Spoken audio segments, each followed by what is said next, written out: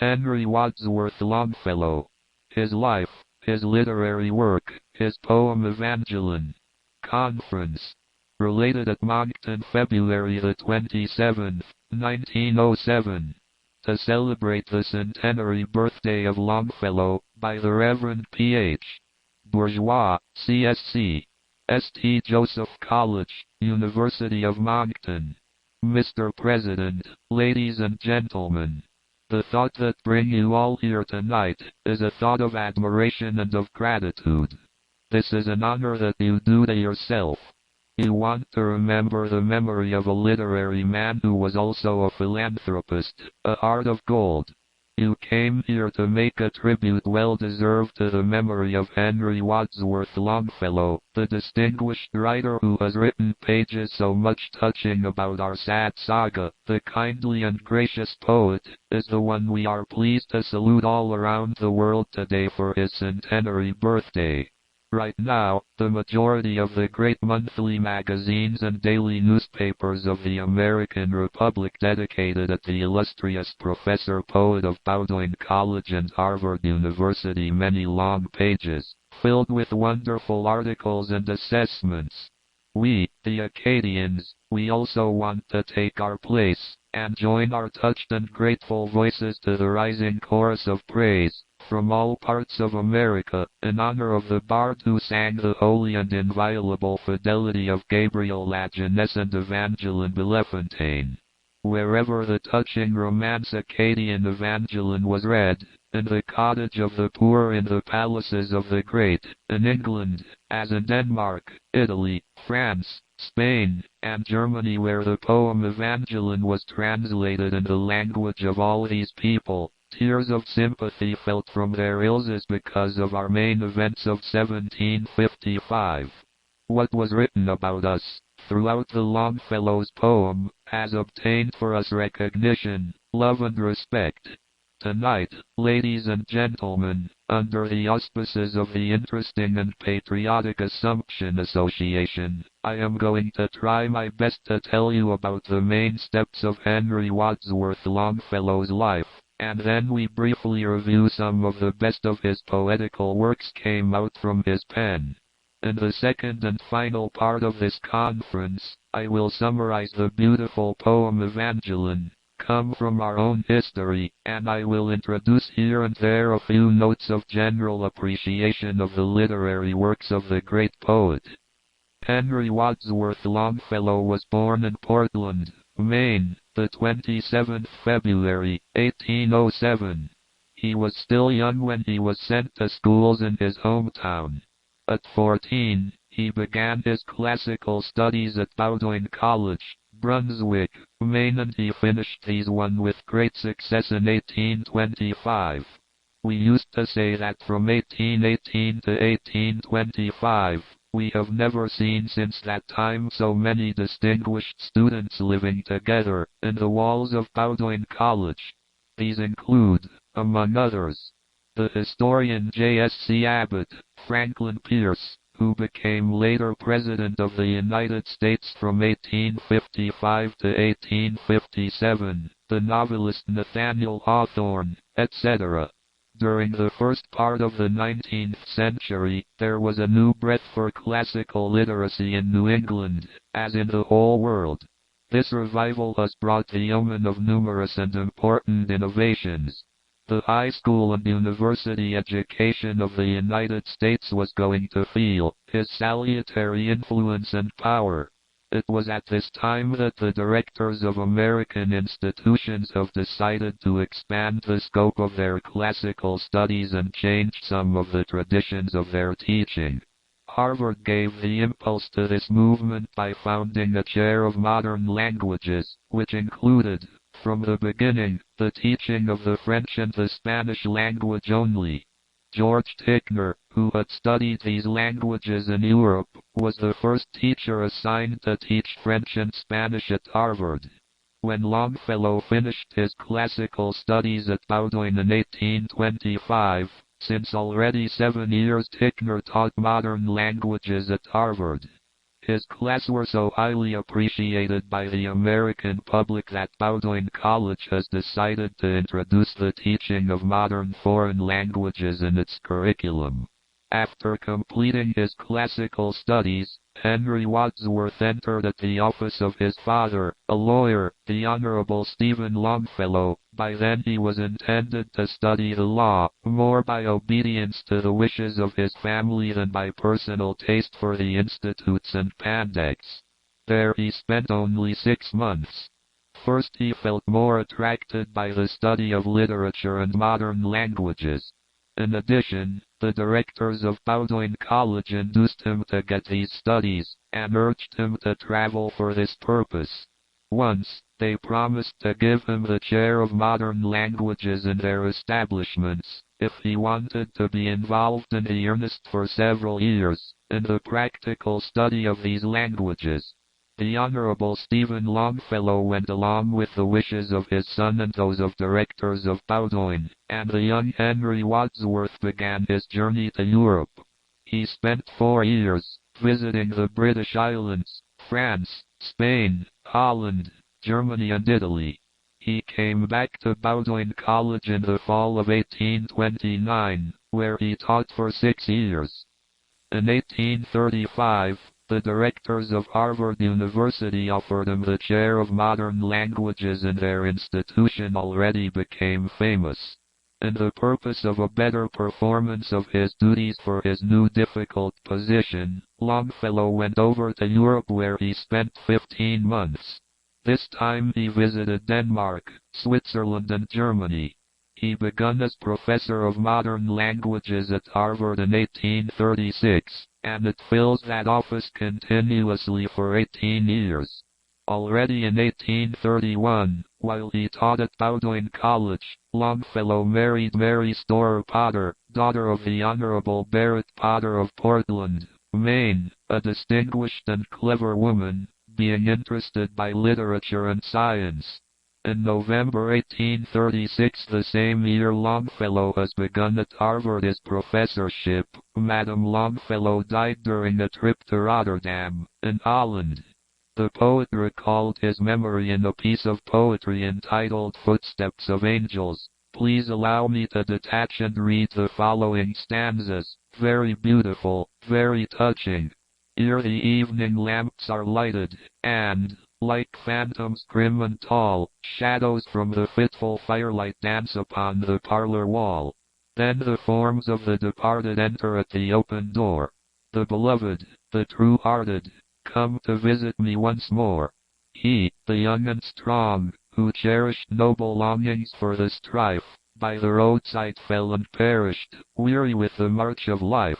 They, the holy ones and weakly, who the cross of suffering bore, folded their pale hands so meekly, spake with us on earth no more.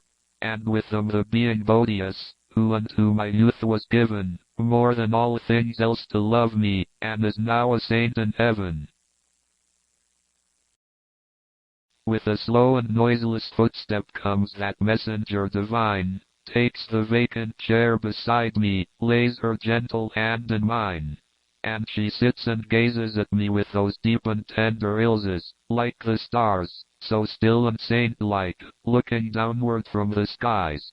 The other 2 verses are charming. In each verse, we see the kindness, gentleness of his soul, tenderness and pure affections of Longfellow. 2 years later, the young American poet asked the hand of Frances Elizabeth Appleton, daughter of Nathan Appleton, of Boston, and sister of Thomas Gould Appleton, a well-known author. She was a woman who combined a rare beauty and many qualities of heart and mind. He has been rejected at first, but at the peaks of human thought where the poetry eagles and the genius of art soar, there are countless resources. Longfellow wrote a beautiful novel in prose, called Hyperion. The 2 main characters in this book are Paul Fleming and Mary Ashburton, representing, without any doubt, Henry Wadsworth Longfellow and Frances Elizabeth Appleton. Hyperion has been a great success. The public loved it and the young Appleton was conquered. They were united in marriage in 1843. From this union was born 6 children, 2 sons and 4 daughters. Among them there was Fanny, who died in her childhood. Our poet got his home for many years, the historic mansion Craigie, at Cambridge, Boston. For various times in history, since the American Revolution, many distinguished Americans have lived in this house. George Washington lived there some time after the Battle of Bunker Hill. Later on, Professor Edward Everett, renowned public speaker, statesman, etc. The historian Yard Sparks stayed there for several years. Also the wise lexicographer Joseph Worcester lived at this place, and other famous men. In 1854, Longfellow decided to withdraw from teaching. There were no secret reasons which induced him to submit his resignation to the directors of Harvard's University. He was tired of the boring functions of education. He admitted that it was only for the best one in the domain to do the sacrifice in order to support the interests of higher learning, but for him, he gives up. He said, "The others are younger, more skilled, more courageous and more dedicated." He added that it is a noble career, very useful, one of the most important things for our national sovereignty, saying that he is a thankless man so tired, and he believes that teaching is incompatible with his literary works, even with the requirements of his family life and for his living in society. And he finished by exclaiming, "Oh, the drudgery of teaching!" Removed from the professorship, Longfellow indulged more freely to his literary work and enjoyed the intimate charms of the family when, on the evening of July the 4th, 1861, a terrible event struck him in his deepest affections. Madame Longfellow, coated with a light muslin dress because of the excessive heat of the day, was occupied only in small household chores when, by contact with a lighted candle, took her clothes on fire. No one was there at time to rescue the unhappy wife. All her clothes burned on, and she succumbed to her terrible tortures 3 days later. Longfellow was devastated by this terrible disaster and showed it in the features of his face for the rest of his life, the feeling and the memory of this appalling event. 6 months later, his hair had turned on white as snow, and close friends could barely recognize him. However, he lived beyond 20 years and died in 1882 in Cambridge, surrounded by the love of his children, his many friends, and the admiration of the world of letters. Physically, Longfellow was said to be a man of pleasant countenance. He carried his head high and straight. His face was rather dreamy and thoughtful. He loved the darkness more than the thought of the company. However, once engaged in conversation with people who understood him, he was cheerful, with a kindness and affability remarkable. He was always satisfied with his lot, very loyal to his friends and those with whom he had business relations. His spirit of charity, his kindness led him to see in all creatures the bright side, the qualities and benefits of the work of God. His life was good, gentle and quiet, despite the trials he had to confront. He got honor and respect from everyone. He finished a very solid career, filled with difficult, important, rigorous works which reflect not only how restless worker he were, but even and especially how he raised the grace and the maturity of his mind. Now, we can take a look at his works. Longfellow was only 16 years old when he began to write poetry. Most of the poems are odes, published as the Chandos Classics, for example, got his title. Early poems were written when he was a student at Bowdoin College. There he was 18 years old. These lovely pieces show the sap and the heat of the youthfulness. Longfellow published his odes and short poems in the Literary Gazette or in the Atlantic Monthly. There was little support at the beginning. He had already published the following poetic pearls: April Day, Autumn Woods and Winter, Sunrise on the Hill, Hymns of the Moravian Nuns, and The Spirit of Poetry When, Some day, he went to give a nice ode to the editor of Literary Gazette. This latter received him coldly, refused to publish the poem offered, and appearing with his manuscript, said abruptly, "Young man, you had rather buckle down to the law." The poet did not follow his advice. He continued to cherish his muse, and he got from it for the rest of his life one of a kind of accents and melodies that charmed the world. From 1835 to 1838, the public greeted with great interest Overseas and Hyperion, 2 novels in prose. This last I have mentioned it earlier. In 1839, its editors published Voices of the Night, a charming collection of poems. This one is the nicest that I noticed from that collection. A Psalm of Life, which is a small ode to 36 verses with beautiful thoughts, touching and sublime ideas. Let us quote a few lines. Life is real, life is earnest, and the grave is not its goal. Dust thou art, to dust returnest, was not spoken of the soul. Not enjoyment, and not sorrow, is our destined end or way, but to act, that each tomorrow find us farther than today. Lives of great men all remind us we can make our lives sublime, and, departing, leave behind us footprints on the sands of time. In 1841 and 1842, we see Ballads and Other Poems, is a collection of poems all rich and colorful, all soft and of melodious diction. There's one of those ballads that I particularly want to mention. Its title is The Old Clock on the Stairs. Longfellow had just read some of these sermons of Father Jacques Bradane, which stirred the people of the countryside and in the capital in France. In one of these sermons, the following sentence struck him. Eternity is a clock whose pendulum always said and repeated these 2 words only in the silence of the grave. Forever, never, never, forever. He wrote right on from there the piece of poetry which I have given you the title. The shape of these lines is ample, strikes and stirs the soul. There are 9 stanzas of 8 lines each. I quote 2 stanzas at random, without choosing, because they are all beautiful. Somewhat back from the village streets, stands the old-fashioned country seat. Across its antique portico tall poplar trees their shadows throw, and from its station in the hall an ancient timepiece says to all, forever, never, never, forever. Through days of sorrows and of mirth, through days of death and days of birth, through every swift vicissitude of changeful time, unchanged it has stood. And as if, like God, it all things saw, it calmly repeats those words of awe. Forever, never, never, forever. In 1843, Henry Wadsworth published Poems on Slavery and the Spanish Student, a drama in 3 acts. On this question of the slavery, Longfellow greatly desired the emancipation of the black people. All his sympathies were always acquired at the anti-slavery movement.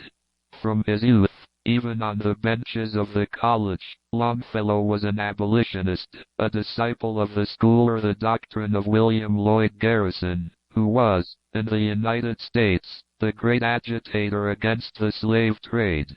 In a short time and at short intervals from each other, our poet published The Poets and Poetry from Europe, The Belfry of Bruges, Evangeline, The Story of Kavanagh, prose work, The Seaside and the Fireside, The Golden Legend.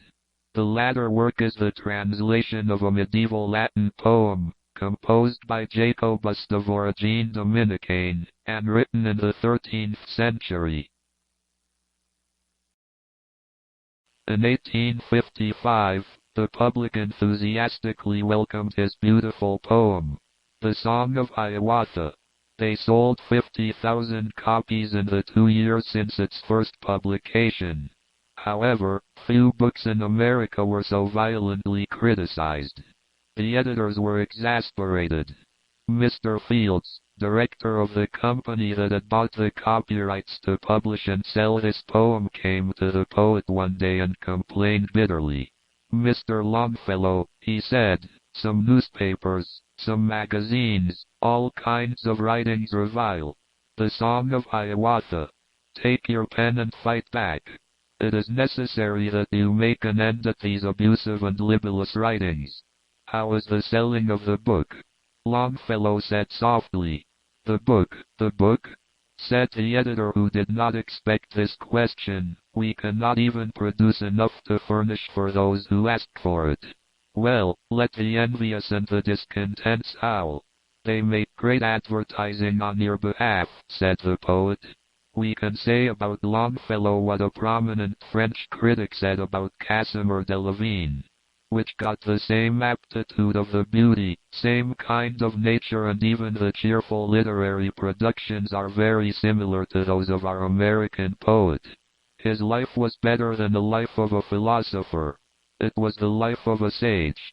He drew, if we can say so, a circle around his destiny, as he drew it around of his inspiration. He lived as he thought, sheltered. He loved his farm, his garden, his house, his retirement, the April sun on his roses, the August sun on his vineyards. He always kept near his heart, to warm it, family, children and friends. He had that charming taste of the darkness that is the thirst of those who are famous. He wrote his poems in solitude that later moved the crowd. He was nice on every aspect, in his life, in the success, in the suffering, soft with his friends, peaceful with his enemies. Subjected to many severe critics, denigrated bitterly and passionately, he seemed not to doubt about it. His serenity was not altered for a moment. He was always calm, the same expansion, the same kindness, the same smile. The noble poet got his naive ignorance of the hatred which is specific to the delicate and proud souls. He knew, moreover, that everything which is good, great, productive, very useful is necessarily attacked, and he remembered the Arab proverb, "We only throw stones at trees but those laden with golden fruits." Literary critics have wondered which one was the most beautiful poem. The masterpiece of Longfellow, the Song of Hiawatha or Evangeline, which I will talk more on it later, and about that, the opinions still remain shared. Grammatici certant. Longfellow preferred himself Evangeline, which he named it his favorite romance. The Song of Hiawatha is an Indian legend. The action takes place among the Ojibwe Indian tribe that lived south of Lake Superior. The measurement of the poem is very catchy. It is the trochaic English verse with 8 syllables. There are strong descriptions, scenes very well inspired, full of emotion, and finally all the elements of a modern epic poem of the first order. Its repetition of words and epithets give a stamp to the original composition and a lot of local color to the characters who are presented.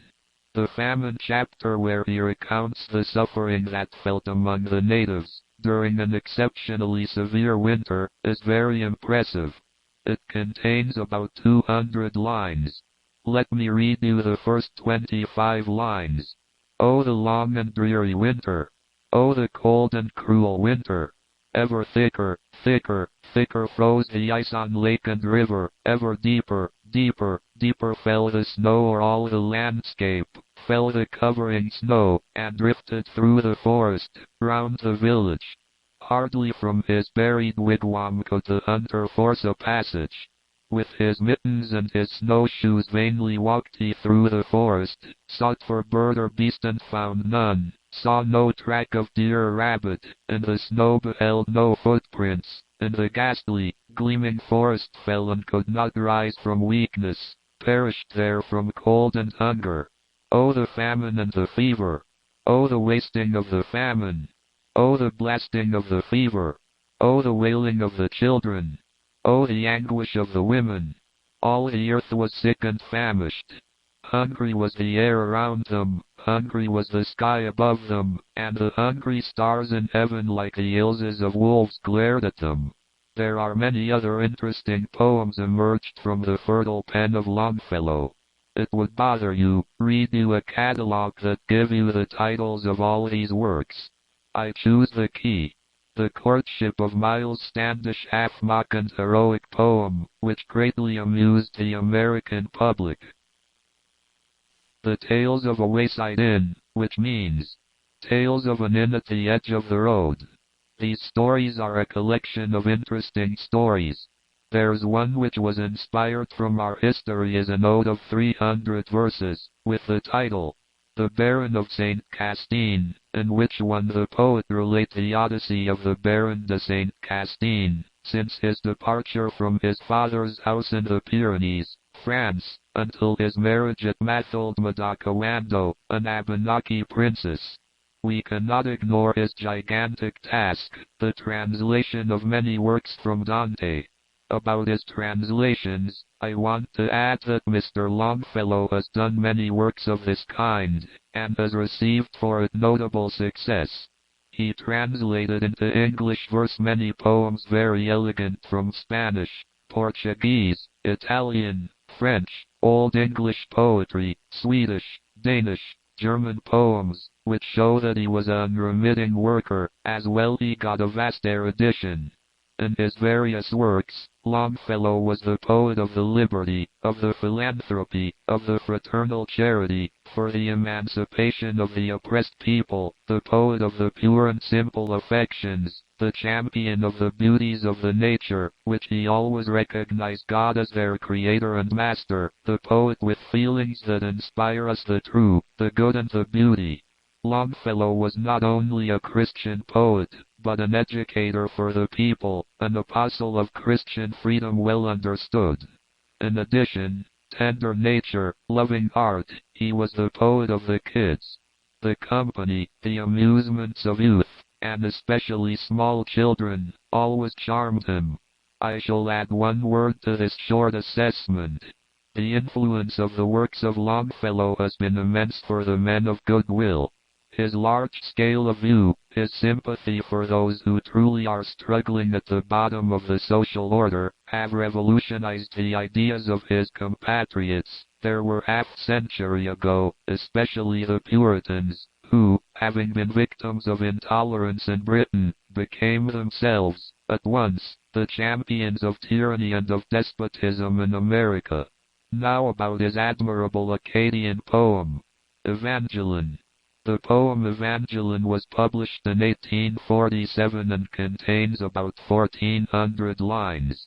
Recently, by analyzing a New English book, entitled The Rival Fortresses, and the Velvet Siege of Beausejour, by Miss Amelia Fitch, and in the Antigonish casket they incidentally said about the poem Evangeline, it remains the high water mark of the romance of Acadia. Because I believe that many of you who hear me didn't yet get the benefits of the reading from this touching romance, that is why I want summarized the text by an almost literal French translation. The author begins by describing the small village of Grand Pré, isolated village, quiet, located on the shores of Bassin des Mines. He described it as a living picture, from a real simplicity, the honesty of its inhabitants, and the Father Felicien, their beloved pastor, respected and honored. He introduces in the scene Benoit Bellefontaine, clever farmer, and the wealthiest one from the village, an old man of 70 winters, robust, large in stature, with hair as white as snow, with cheeks as brown as the leaves of oak, and the nice Evangeline, his daughter of 17 spring, black-eyed as the bay which grows on the thorn by the wayside. Benoit Bellefontaine is living from the product of his sunny farm. Evangeline governs his house.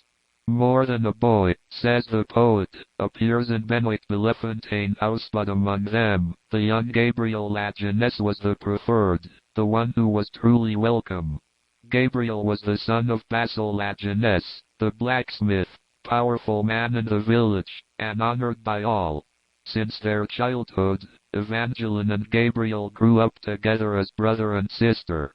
Father Felicien, parish priest and schoolmaster of the village, taught them their letters in the same book, with hymns of the church and the plain chant. The action of the poem begins in the fall of 1755. The harvest season arrived. Most crops were saved. After the hard work in the fields, the reign of rest, calm, affections and joys of home again. One evening, the farmer Bellefontaine rested while warming up lazily in front of the large open fireplace, and beside him sat the gentle Evangeline, busy with some sewing, when Basil, the blacksmith, and his son Gabriel appeared at the door. These evening meetings with Basil and Gabriel at Jeunesse and Bellefontaine's house were frequent. That evening, the visit had a particular goal. It was the record in due form of the engagement from Evangeline and Gabriel. Moments later, we see the arrival of the notary public, René Leblanc, an old man with the stature bent, but not broken, still the father of 20 children and got more than 100 grandchildren, children who rode, says the poet, on his knee and listening to his great tic-tac watch. For a few moments, friends talked of the great event of the week, namely, the arrival of English ships anchored at the mouth of the Gaspereau, and the injunction against Acadians to meet the next day, the 10th September, in the church of Grand Pré, to hear the proclamation decree of His Majesty. Basil, the blacksmith, did not hide his concern, his apprehensions about it. Others did not seem to fear anything. While at that moment the notary Leblanc takes his papers and inkhorn, and writes with a steady hand the date and age of the parties, listing the dowry of the bride and flocks of sheep and cattle. Everything properly and well finished, he affixes the great seal of the law on these writings. The Bellefontaines' farmer loosens the strings of his purse and delivers to the notary good pieces of silver, 3 times the amount fixed for such formalities. The old notary rises, blesses the bride and groom, drink a glass of ale to the happiness of the couple, made a profound salvation, and withdraws. At that time, the Acadians, our fathers, had many family events. The engagement or the great demand was some of it. Like today, this great demand is made at night, but from the old French custom still preserved in Grand Pré, the only civil formalities took place at night. The next day there was great celebration, dinner and all day at the homes of the betrothed. So the next day, the 10th September, 1755, should be a holiday in Benoit Bellefontaine and Basil Lajeunesse houses. The meals were prepared for the occasion, friends, guests, when a call sounds from the belfry of the parish church, and in the streets and in the meadows, the drum of the English company made heard his repeated beatings. The men crowded into the church of Grand Pré. Women waited outside in the cemetery. From the top steps of the altar, the commander of British troops, holding a royal commission, read it as follows: "You are convened this day, by order of His Majesty, to hear an injunction, which one I know will be painful to you, namely, that all your land, your homes, your cattle of all sorts, are forfeited to the crown, and yourselves will be transported from this province and other countries. From now I say you are prisoners, because this is the good pleasure of His Majesty." The riot and revolt already booming in the church when Father Felicien appears in front of the altar, soothe the anger of the disgruntled, and console the unfortunate by his meekness advice, of resignation and of prudence. Men stayed 4 days and 4 nights at the church, it is said in the poem. On the 5th day, the temple doors open and a mournful procession of honest Acadian peasants sentenced to deportation goes to the shore, among the women and children who accompany them in tears. The boarding was done in confusion and in disorder. Evangeline has time to say a word of encouragement to her fiancé Gabriel, gave him the promise that she will always be faithful, she will never forget. Basil and Gabriel are carried away on the ship while Evangeline, desperated, is there on the shore, waiting for the ship to be ready to sail which will carry them later, his father and other exiles. It's cold. Here and there they light fire on the shore.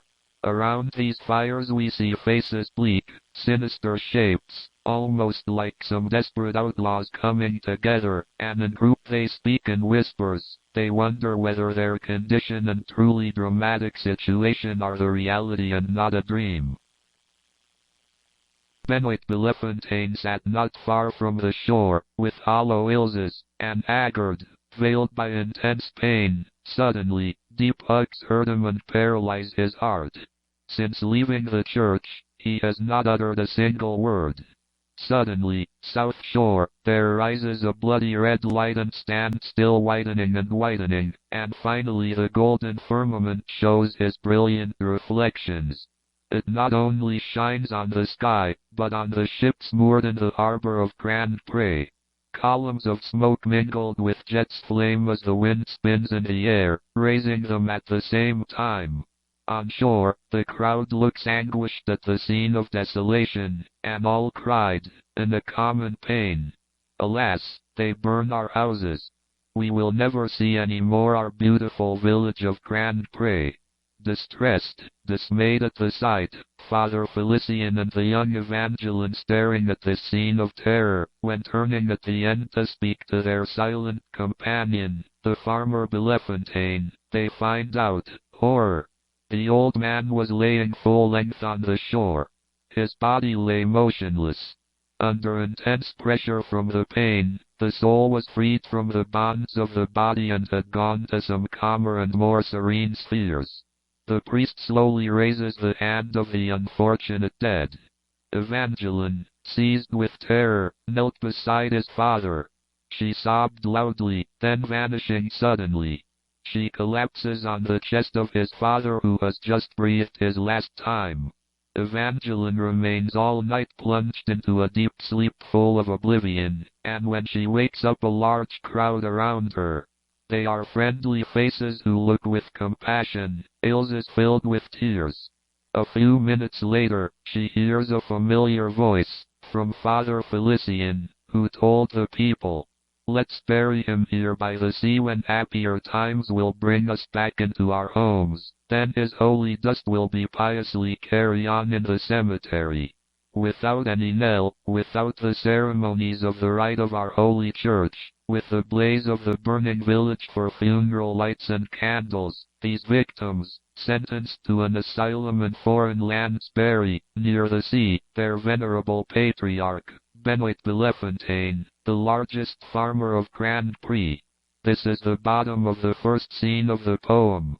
The second scene shows Evangeline wandering on foreign beaches in search of her lover, Gabriel la Jeunesse.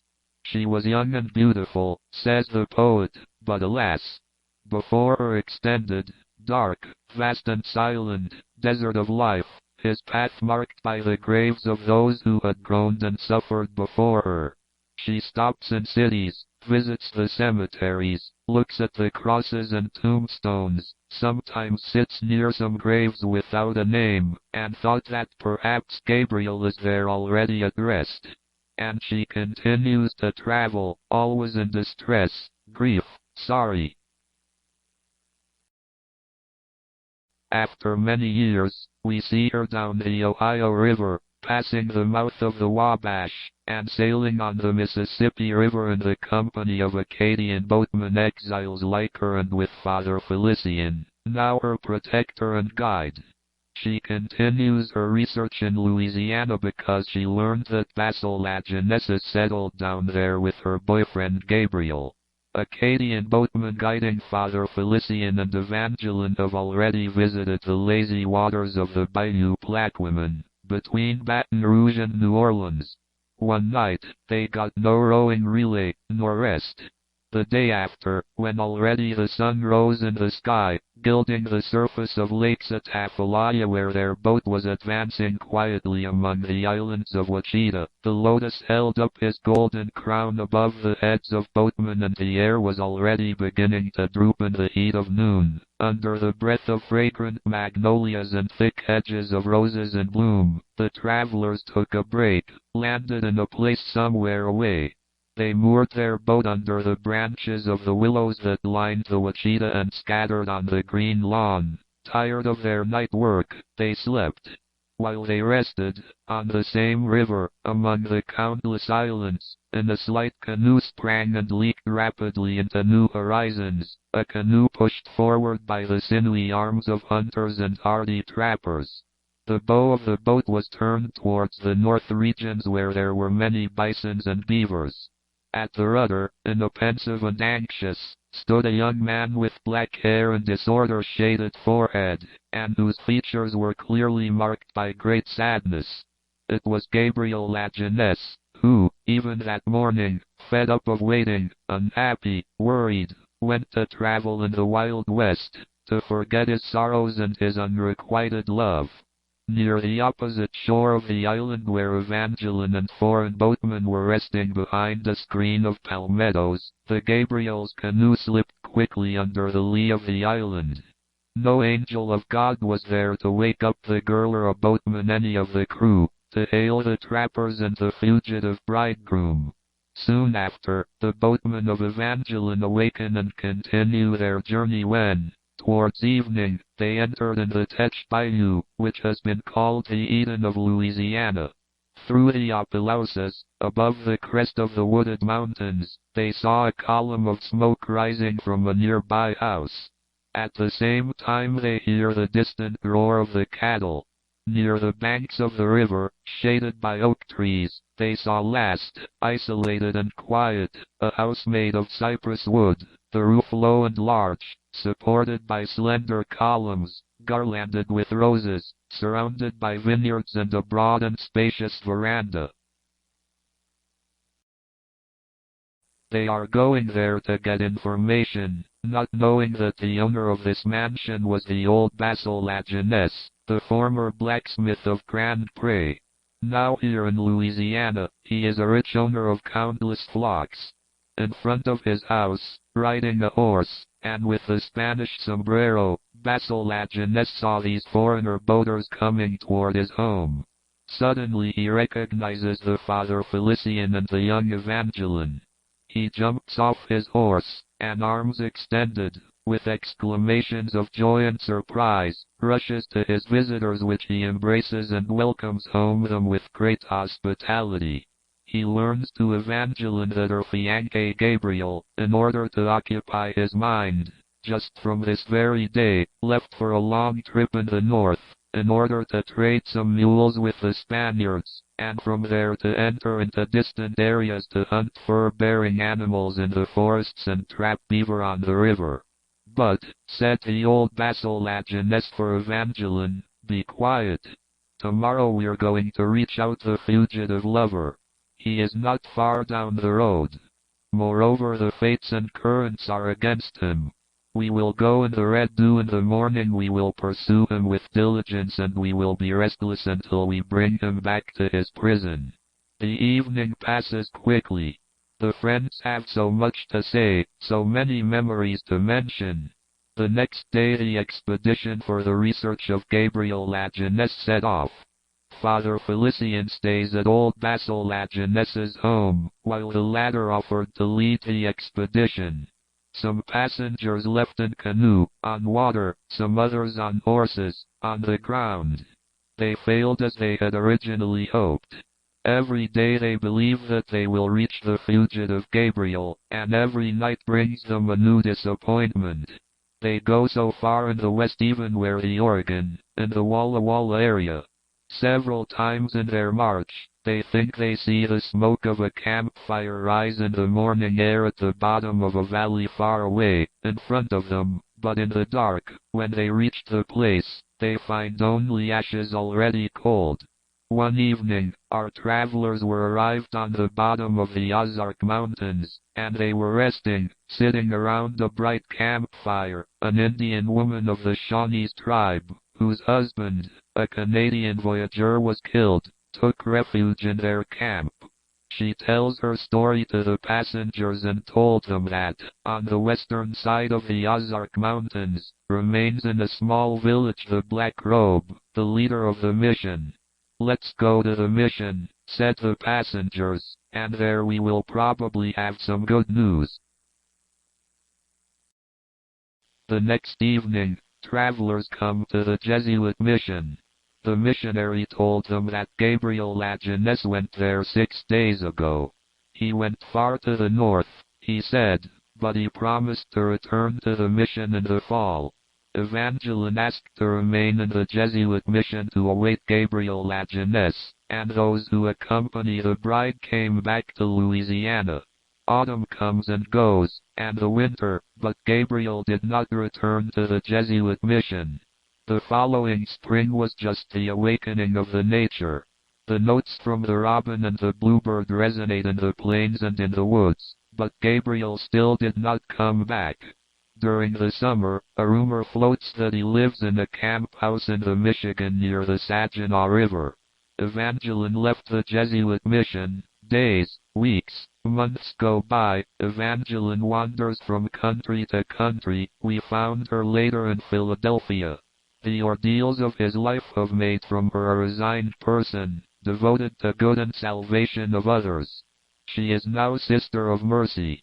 She attended the lonely and miserable roofs where the distress and the need are evading the sunlight, where sickness and sorrow languish forgotten in the poor garret. One day a terrible plague came by Philadelphia. Many rich and poor perished under the blows of the inexorable scourge. The poor, who had neither friends nor servants, dragged themselves to the hospital to die. Evangeline, Sister of Mercy, went there every day, and there was evidence of her holiest devotion. When she passed in the halls, the dying raised their ills on his face and thought they saw a halo of celestial light encircle her forehead with splendor. One Sunday morning she went as usual to the hospital and went to the ward. She carried in her hand a small bunch of flowers picked in the garden of the property. Several familiar faces were missing in the course of the night. Their places were already vacant or filled by foreigners. Suddenly, as if she had been seized with fear, a sense of amazement, she stopped, motionless, pale lips parted. A shiver ran through her body, and in her ilises and her cheeks faded away their radiance and fulfillment of the morning. The flowers fell from her fingers, become inert. She draws out from her lips a cry of such terrible anguish that the dying heard it, and rose with anxiety from their couches. On the pallet before her was stretched the body of a man who seemed an old man. The curls that blurred his temples were long, thin and gray. But as he rested in the morning light, his face seemed to resume again the features of his former manhood. He lays there, motionless, unconscious, dying. His soul sank exhausted, more and more into the depths of the insensitivity and the death, when, in the region of shadows, increased impact, he heard the cry of pain of Evangeline, and at the moment that followed, a soft voice whispered in his ear, with accents pure, soft, a saint-like, "Gabriel, Gabriel, oh my beloved!" Evangeline, Sister of Mercy, was kneeling by the bedside of Gabriel Lajeunesse, his former fiancé, dying. In a dream, the dying live again the home of his childhood, the green meadows of Grand Prix, with its wooded rivers among them, the village, mountains and forests, and, walking under their shadow, as in the days of her youth, Evangeline appeared in the vision. Tears came to her ilises, and as he raised his ilises slowly and opened his ilises, the vision vanished, but Evangeline knelt by his bed. Evangeline, that one whose love alone had fulfilled its heart throughout his life. He tried in vain to whisper his name. The inarticulate sounds died on his lips. In vain he tried to raise himself on his deathbed. He was too weak. An expression of sweetness and contentment came to spread on his face, already pale, and, within the scope of this emotion, the soul took its flight to God. It was all over. Hope, fear, sorrow, suffering, art, boredom, deep pain, expectations never realized. Evangeline humbly bowed his forehead and, pressing on his heart the lifeless head, she whispered softly, "My God, my Father, thank you." This was, ladies and gentlemen, a pale glimpse of the beautiful poem Evangeline, hosted, 60 years ago, with great enthusiasm by the American nation, which has earned us the heartfelt sympathies of the whole New World. Mr. L. Pamphileme, Canadian poet, composed in French verses, a beautiful translation of Evangeline. Some prefer the translation which was prepared in New Popular Library published by Henry Gaudier, from Paris. Which one is almost literal, and makes us better understand the beauty of the original text. It is said that before writing this poem, Longfellow did not visit Grand Pré. However, he very well described it. It was Nathaniel Hawthorne, American novelist, who told him the first about the story or legend, Around the Fire. He held it from a certain Connolly, Irish, who had heard it by an Acadian whose name, I believe, did not remain in history. When Hawthorne had related the incidents of his legend, Longfellow took his two hands, and tears in his eyes, his face changed, begged at his friend to give him the story. "Oh, with this story, I will compose such beautiful romance." The poet kept his word. He had found everything he needed to make resonate his lyre and to stir the hearts. To better understand the uses and customs of the Acadians, Longfellow carefully studied the works of the Abbé Raynal and those of Haliburton. With these simple materials he prepared the beautiful poem which I have just summarized. For 50 years, ladies and gentlemen, the portrait of Evangeline has a place in many major exhibitions in the United States and France. It has a place of honor in these shows because Evangeline stands in our contemporary epic, tender love, pure, Christian, an unalterable young bride for her unfortunate lover. Evangeline is the prototype of a beautiful soul, loving, whose mirror has never been tarnished, sullied by the slightest breath of evil. It is in the thrust of Longfellow, the personification of dedication, kindness, loyalty from a Christian girl, as Desdemona, the daughter of the Venetian Brabantio and Othello's wife, is in thought and in terms of Shakespeare, the personification of simplicity, modesty and fidelity of a well-born woman, a virtuous wife. The reading of the poem Evangeline elevates the soul and makes us feel good. The poet speaks of God, our divine Savior, of the Catholic religion, its priests and its beliefs with confidence, respect and veneration. It keeps its readers in a healthy atmosphere, and shows us his hero, his heroine, not only loyal to themselves, from beginning to the end, but mostly faithful to the great law of God, faithful to honor, at the virtue at the given word.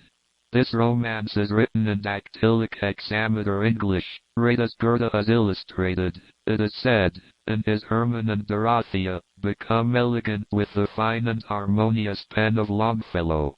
In some parts of the British Empire, they thought that it was more appropriate to exclude from school the reading of Longfellow's poem Evangeline and his work, but have not been less tasted and appreciated in England.